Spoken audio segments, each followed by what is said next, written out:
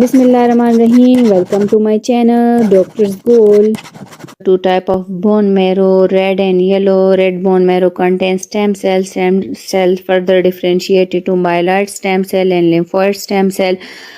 Myeloid stem cell further differentiate into myeloblast, RBC, mast cell, and platelets.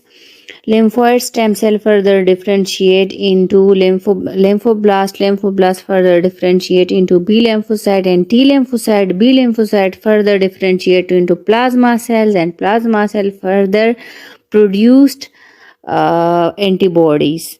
Plasma cells formed antibodies include IgG. IgG is the most abundant antibodies in serum and in extracellular fluid. IgA is found in mucosal membrane, mainly in the respiratory and digestive tract, as well as present in breast milk, tears, and saliva.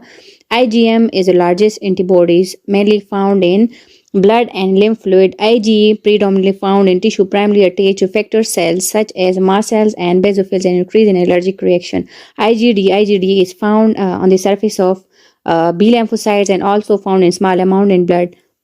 To remember, immunoglobulin is a mnemonic GAMD. Thanks for watching. If you like my videos, please subscribe my channel and press the bell icon.